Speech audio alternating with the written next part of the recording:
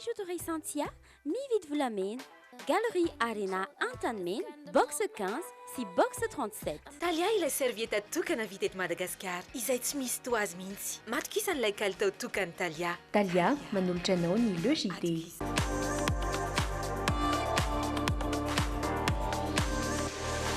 Luxor, le plaisir du confort. Tiara manolotra anao ny Le JT. La saveur ultime des fruits. Ce que nous mangeons devrait en faire autant.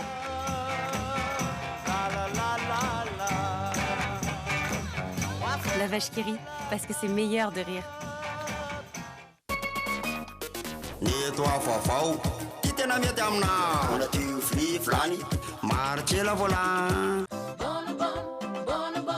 Bonobon vous présente le JT. Bonobon est un biscuit croustillant recouvert de pâte de cacahuète enrobé d'un fin chocolat. Telma, safidiko numéro 1 malagasy manolotra ho anao.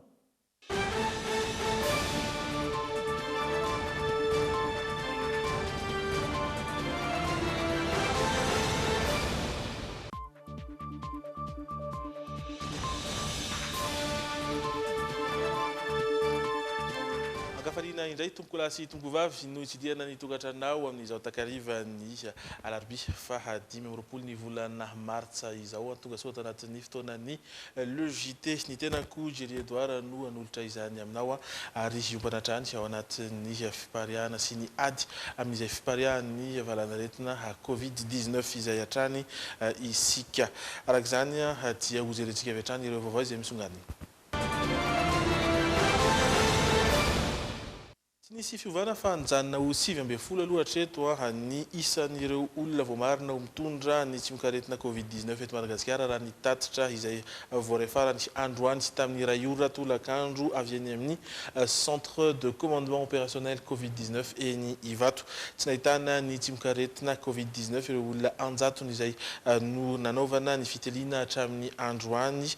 toandro raha ny fanambaran'ny ministry ny fahasalamam-bahoaka androany kosa dia ampitovy ny fepetra raisina amin'ny fitsaboana ireo marary araky ny izay fanambarana izay hatrany nandritra ny fivanianany atao amin'ny televiziona malagasy androany. Tsy nisy fiovana ny isan'ireo olona voamarina ho mitondra ny tsy mikaretina Covid-19 tao anatin'ny 17 ora. Nijanona ho 7 izany na dia efa nisy aza ny fitiliana natao tamin'ireo olona iahina nanomboka omaly araky ny fanazavan'ny tompon'andraikitra.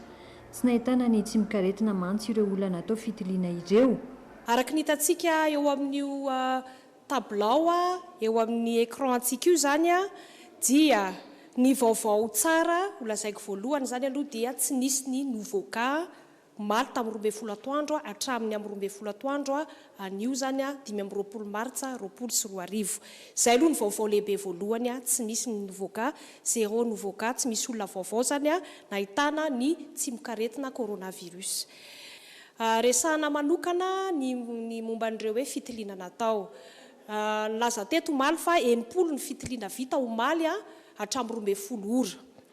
Ary nanomboka ny tolakandro zany hoe nanomboka amin'ny 12 ora omaly tolakandro 14 martsa mandraparivo ny andro zany dia nisy 900 ny olona voatily. Ary ny anio maraina hatramin'ny 12 atoandro dia nisy 470 ny olona voatily. Zany hoe tao anatin'ireo olona 50 izay notiliana, vaovao notiliana zany omaly amin'ny 12 mandrapatonga ny andro any amin'ny 12 dia tsy nisy nouveau cas. Tsy nisy zany nahitana nitondra ilay tsy mikaretina. Efa mihatsara ny fahasalaman'ireo olona 17 mitondra ny Covid-19 izay tsy tapaka ny fanaraha-maso azy ireo. Hoy ny ministry ny fahasalamam-bahoaka nandritra ny fandraisam-pitenena ny fandimby tao amin'ny TVM androany atoandro. Ireo cas positif ireo dia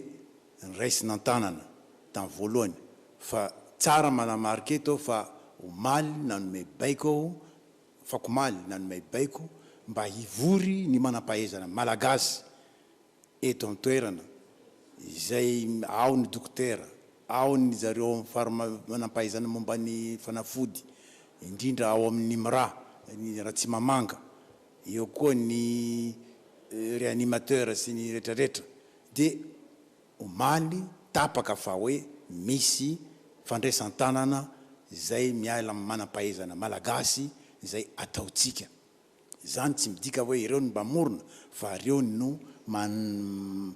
mampiatra amin'ny contexte atsika zany tiako teneny amin'indra ary io fandraisana tanana io misy ny atao hoe traitement spécifique zay hoe mikasika an'le virus en question fa misy ny traitement zany hoe fitsaboana arakaraky ny fisehoan'ny aretina indrindrandrindra misy ny araky ny tenin'ny ramatoa Sojabe teo fa hoe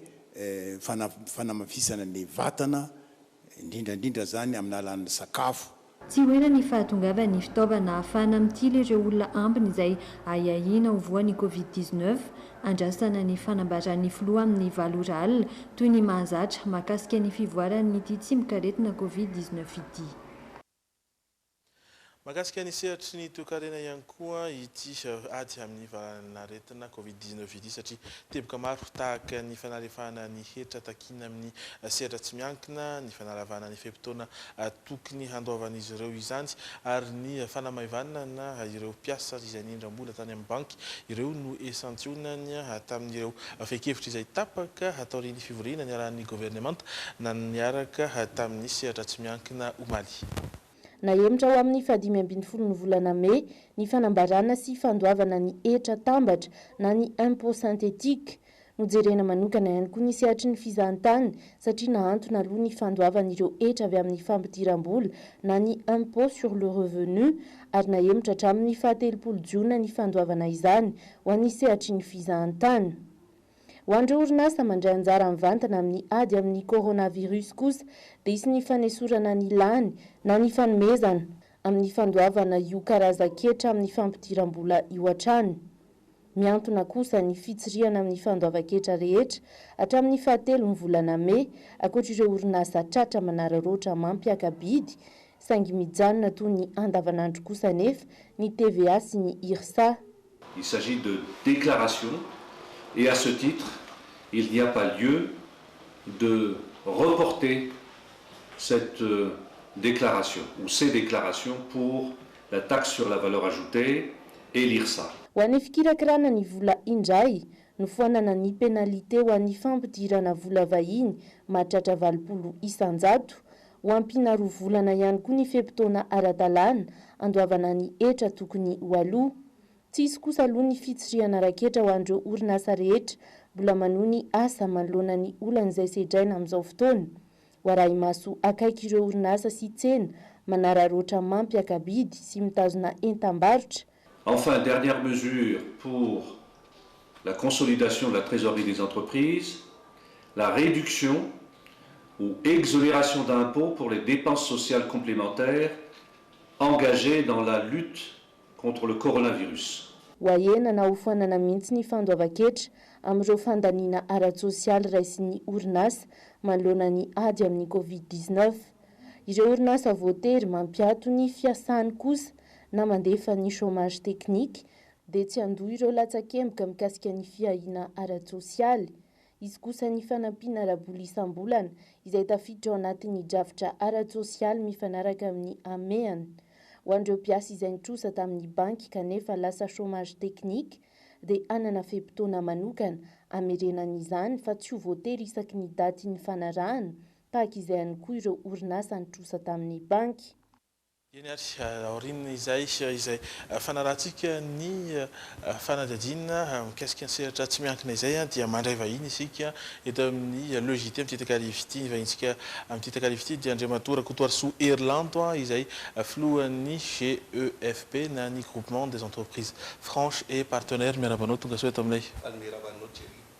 Ary ny antony antongavanao eto dia nanasana ianao moa zany dia ny iresadresaka sy amelabelatra izay fiaonana aloha satria nisy aloha izay fiaonana izay na rahantsika teo tamin'ny ny sehatry ny fitondram-panjakana sy ny sehatry ny tsy miankina anisany ireo izay nandray anjara ataonareo nisy ny fanapahan-kevitra manahoana ny fomba nandraisanareo izay fanapahan-kevitra sy fehin-kevitra nondraisin'izay.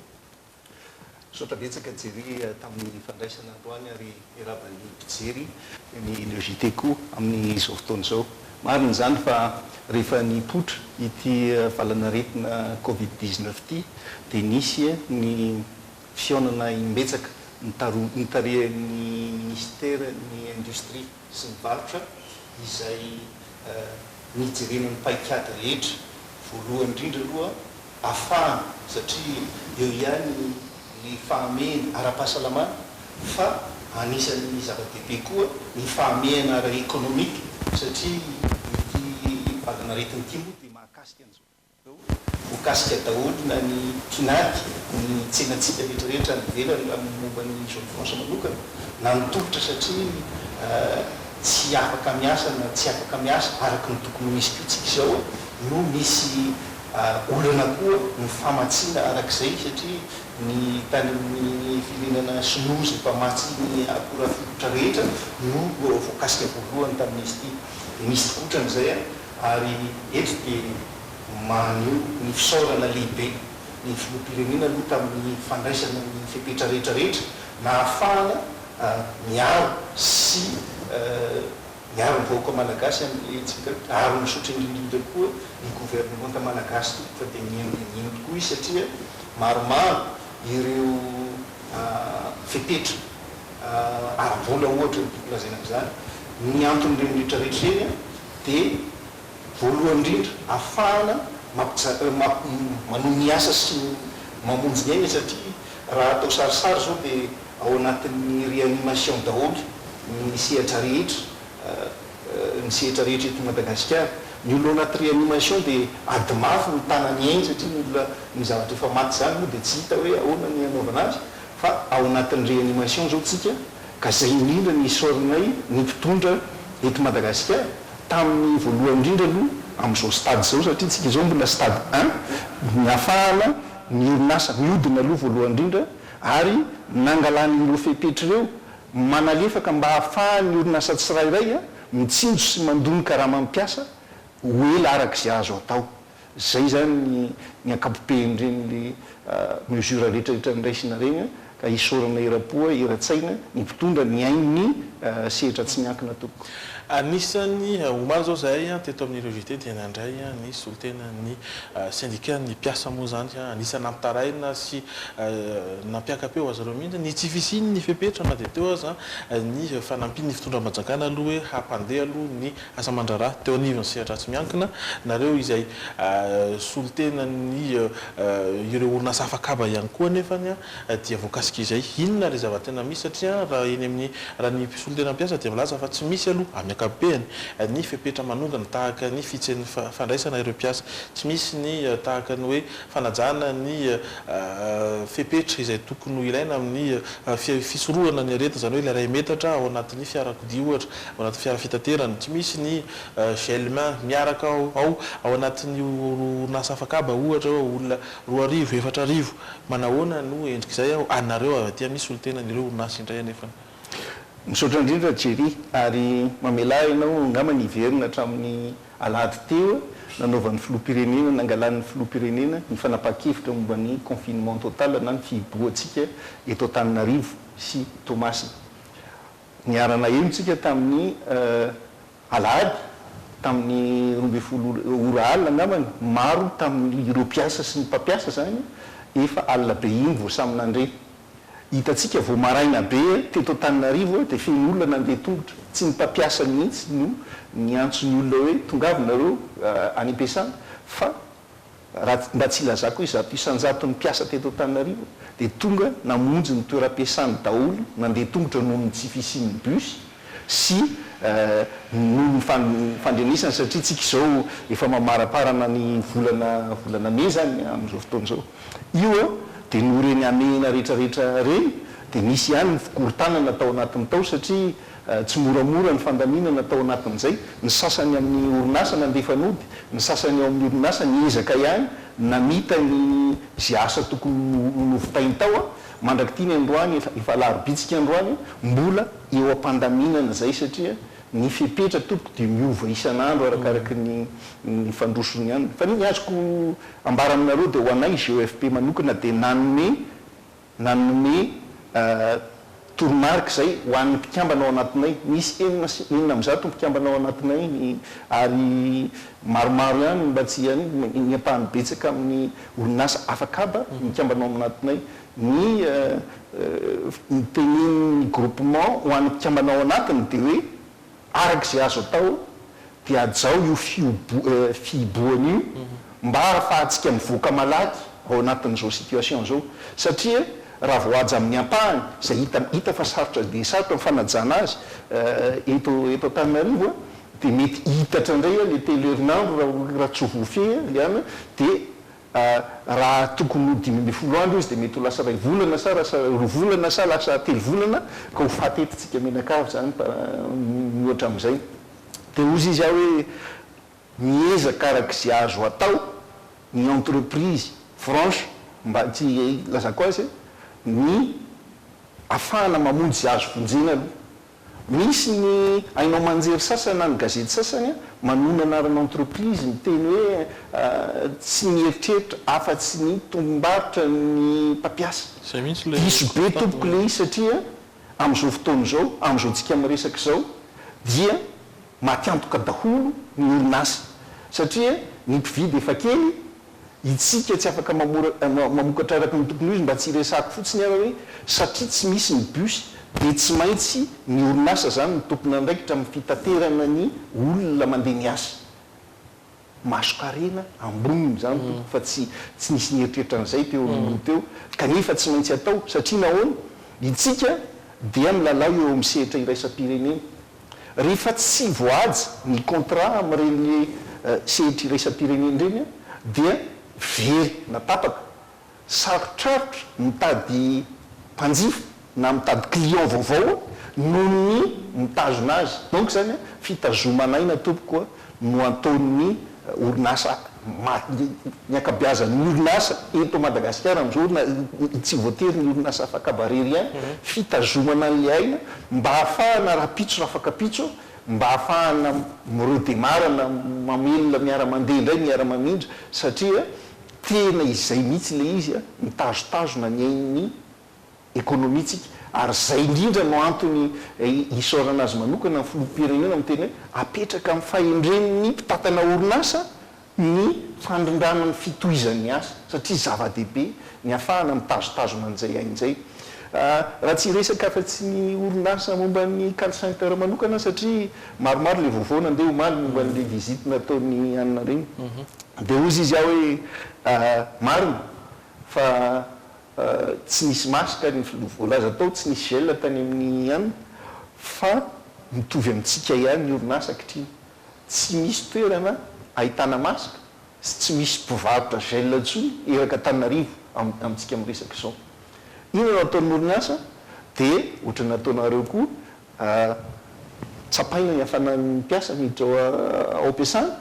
alefa mody izy raha sindra tafakatra ambony loatra na manavy dia le olona mikohaka na le olona mihevina no menakasibosy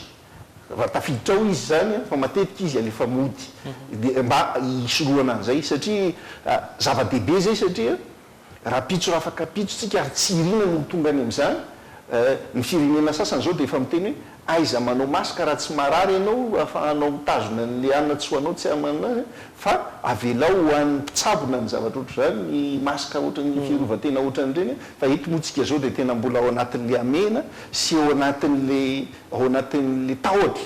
dia mbola betsabetsaka le zavatra tsy dia tena mbola mazava tsara tompoko anisan'ny zay moa ny fipetraram-pahasalamana fipetraran-toekarena no andeha antaniko anao ihany koa Andriamatoa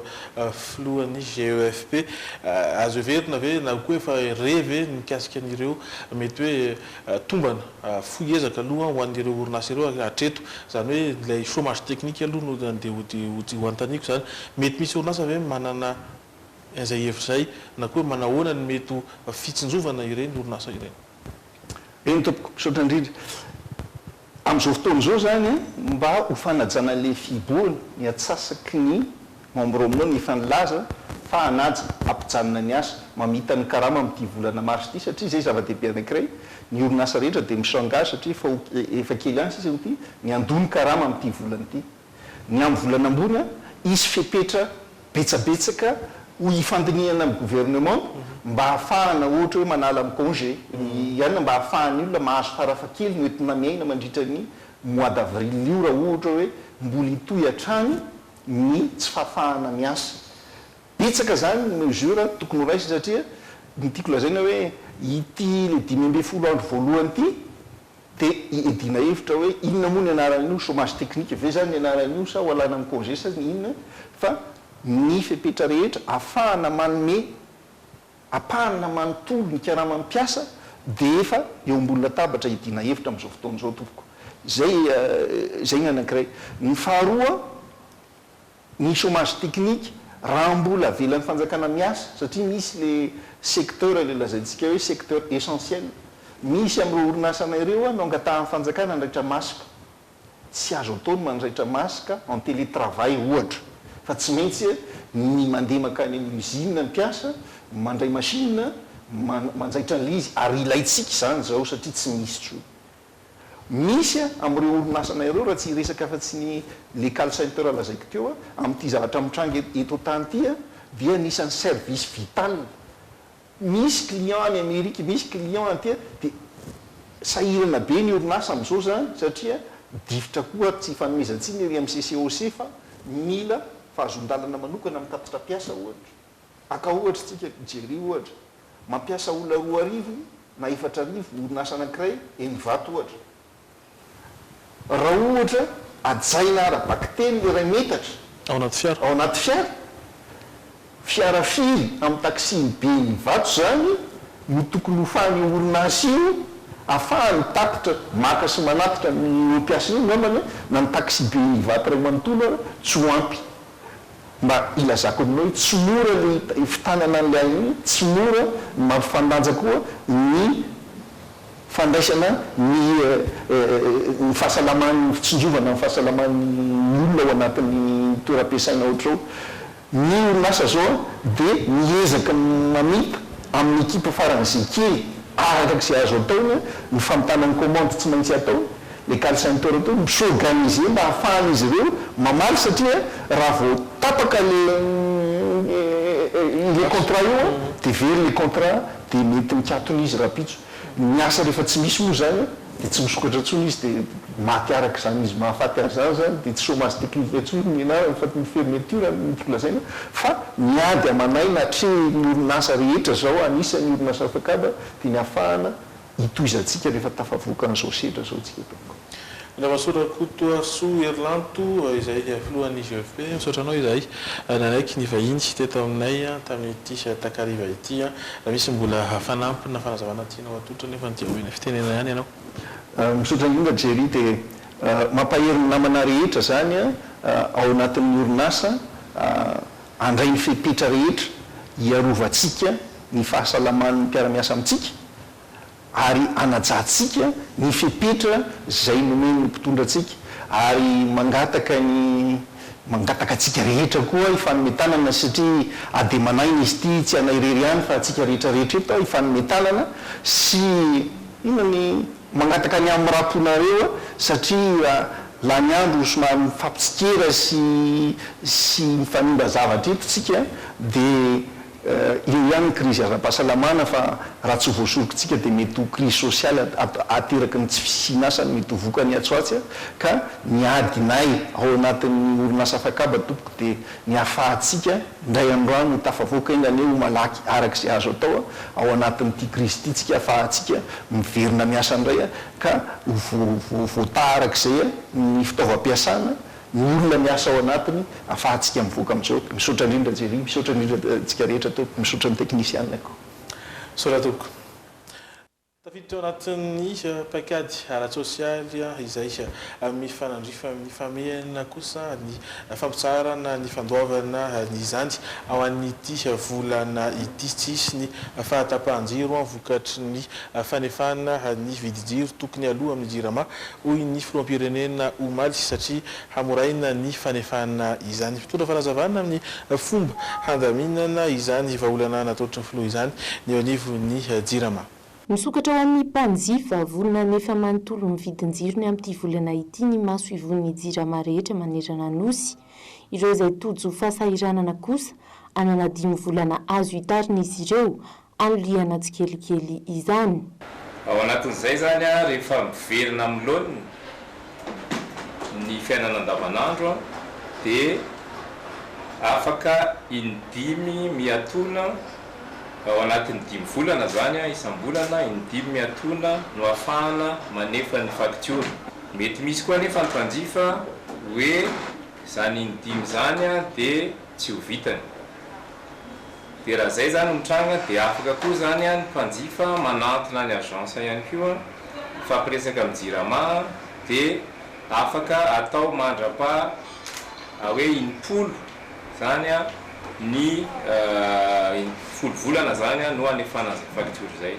Ampiarahana amin'ny faktiora manaraka kosa ny fampatsiahivana ireo ampahany sisa tsy voalohan'ny mpanjifa amin'izay vidin-jirony izay. Ny fandaniko amin'ny volany isam-bolana. Zany hoe azo an'le facture ohatra ataontsika hoe april zany le facture ho azo.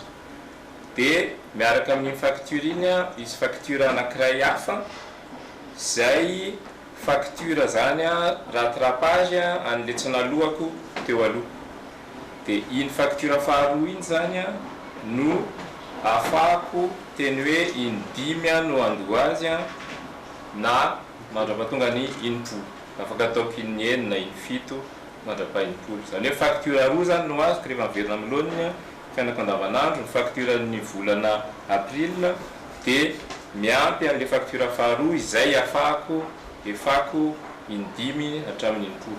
Nanamafy ny jirama fa tsy hisy ny fahatapahan-jiro vokatry ny tsy fanefana ny vidin-jiro tokony aloha amin'ity volana ity manokana. Mikasika ny fahatapahana misy amin'izao fotoana, nanazava ireo tompon'andraikitra fa olana ny fitsinjaraina no mitranga fa tsy olana ny famokarana. Ankoatra ny fahateran'ireo fitaovana dia mbola maro ireo mangalatra an'ireo tarby amin'ny jirama izay mampita herinaratra. Fepetra maromaro anefa no tsy maintsy noraisina manoloana izao ame ara-pahasalamana izao. Ny zavatra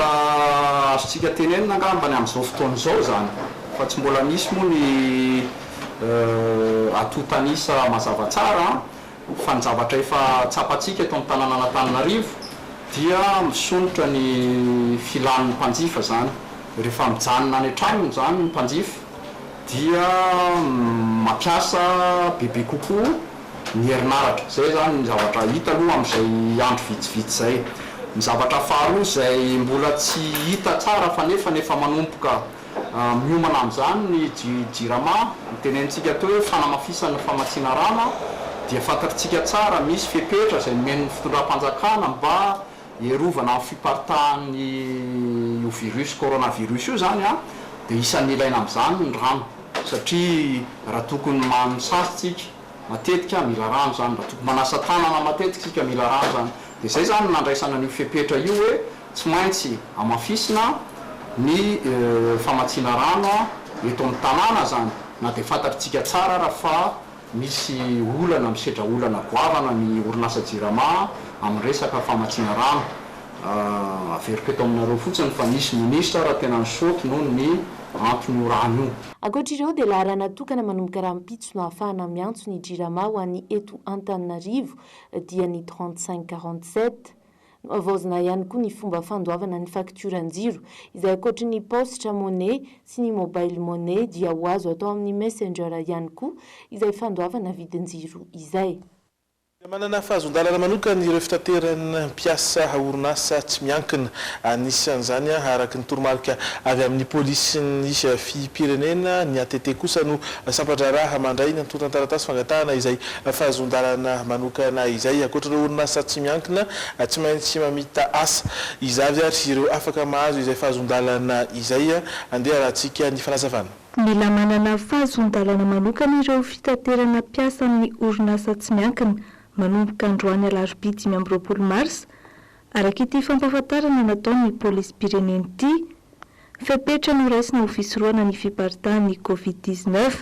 ary tafiditra ao anatin'ny famerana ny fivezivezena. Raha transportna personnel reny izy zany dia asiana listan'ny personnel mihitsy miaraka amin'ny demande.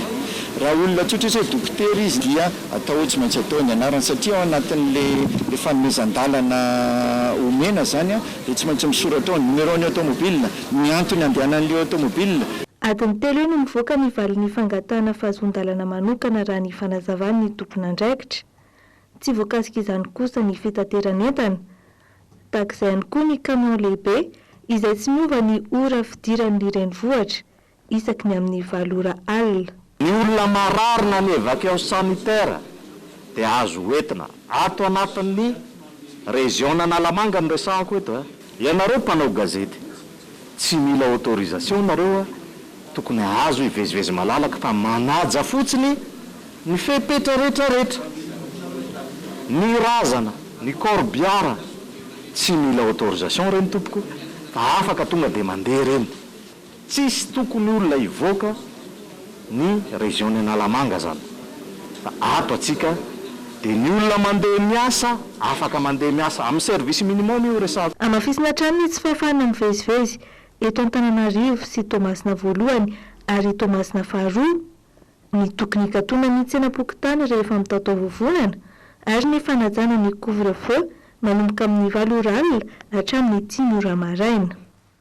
Magataka ny hamelana ny fandaminana ny fitsanjarana ireo fanampiana omen'ny fanjakana ho an'ny mpamily sy ny receveur ny avy eo amin'ny UCTU iray andro taorian'ny fanambarana izay nataon'ny filoha de fa samy nilaza mikarakara ny antonto taratasy ahafahana mitantana izany ny fokotany ny ATT sy ny commune Antananarivo hoy ny fitaraina ny UCTU izy ireo izay manafatra ireo mpamily sy ny mpamily mpanampy izay mbola ampirinasa araka ny fanazavana hatrany. Iray andro monja taorian'ny fanambaran'ny filoham-pirenena ampidiran'ireo mpamily sy mpanampy azy ao anaty lisitra ireo hisitraka ny paikaty ara-tsosialy mifanaraka amin'ny ameana dia manao fanambaranany amin'ny tsy tokony hitsabahan'ireo rafitra hafa amin'ny fitsinjarana mivantana izay fanampiana izay ny UCTU vondrondreo kooperativa miasa eto Andrenivohitra. Ny UCTU miaraka amin'ireo vondron'ny kooperativa miasa ivelany Antananarivo renivohitra irery aminy no rafitra ara-dalàna natsangana andrindra ny fandaminana anatiny ho an'ireo fanapahan-kevitra midina avy any ambony na mifanohitra amin'izay mikasika ny fitaterana eto Antananarivo hoy ny voalefitra. Ny tokony ataon'ireo rafitra ireo dia ny manao ny suivi et contrôle mba tsy hisin'ny fanodinana volam-panjakana satria volam-panjakana tompoko. Dia hoe ny manara-maso no ataondry zareo fa ny fitsapahana amin'ny kosa hevitra hafahafa zany aminay. Fokotany efa mandefa lista isaky ny tokantrano hoe iza ny chauffeur sy receveur na taxi be aty aminareo isa tokantrano. Ny ATT efa mandeha feo fa hoe izy no mitantana ny compensation sy ny subvention dia izy no tokony hitantana an'io. Ny idirandry zareo commune zany dia hoe izy no mpamoaka ny licence administrativement zay. Mandidina ny 1,000 euro aloha ireo mpivelona amin'ny kooperativa rehetra mandrafitra ny UCTU sy ny UCTS ary ireo vondrona kooperativa hafa miasa ao Antananarivo. Tsy mbola misy ny toromarika mazava mikasika ny fampiarana fanapahan-kevitry ny filoha Andry Rajoelina omaly raha ny fanazavana sy ny fomba amoahana izay fanampiana arabola misanda iray etsy ariary izay ho an'ireo mpamily sy ny resevera. Miatrika fivoriana maika izy ireo maraino fandaminana anatiny. Fa ny ety aminay lo norindra anay mba tsy hisiny hoe misy nahazo ary misy ny tsy nahazo fa tokony hoe rehefa mpiasa ny coopérative izy mpiasa ny chauffeur receveur atao anaty coopérative dia tokony ahazo an'io anjara vola omeniny fitondram-panjakana io ao fitsinjovana ara-tsosialy dia manomana an'izay aloha zahay. Izay no malala an'ireo olon'ireo sy mombamomba an'ireo olon'ireo izay koa no malala hoe izany tsy ao aminay tsony. Mandritra izay fivoriana izany koa no andinian'ireo kooperativa eto Antananarivo ireo fanampiana tokony omena ho an'ireo tompona fiara izay voatery nampitsahatra tanteraka ny asany amin'izao fotoana. Manao hatrany asany eo anivo ny fahatiaranana na eo aza ny fipetra fisorohana ny Covid-19 misy ny paikady izay ampiarana ho fitandrona ny fahasalaman'ny mpiasa isaky ny sampandrara noho izany ahena ny fifanakalozana taratasy ary omena vahana kokoa ny fampiasana ny mailaka sy ny finday mandritra ny fatatanterahana izay asa izay. Mametraka drafitra manokana sady ahafahana manohy hatramin'ny asa no misoroka ny Covid-19 ny fahatiaranana. Misy ny paikady ampiarina ho fitandrona ny fahasalaman'ny mpiasa isaky ny sampandrara. Ny ao amin'ny centrale zao ny service izay tsy mifanaraka amin'ny opération de dédouanement directement dia miasa ny télétravail. Zany hoe manao ny asany zareo fa avy any an-trano dia misy ny moyen technique mba ahafahan zareo manana connexion miasa mifanaraka amin'izay. Ny service zay mifandray amin'ny opération commerciale kosa dia reny dia miasa fa misy moa zany miaraka ny teneny teo ny plan d'urgence ny appliquena mba ahafahana tsy miexposer an'zareo amin'ny risque de contamination. Noho izany ahena ny fifanakalozana taratasy sy ny fifaneraserana mivantana amin'ny mpanjifa ka omena vahana kokoa ny fampiasana ny mailaka sy ny finday mandritra ny fanatanterahana ny asa. Tafiditra ao anatin'izay ny seranana any Tomasina izay isan'ny faritra voakasiky ny famerana ny fivezivezena noho ny fisian'ny COVID-19.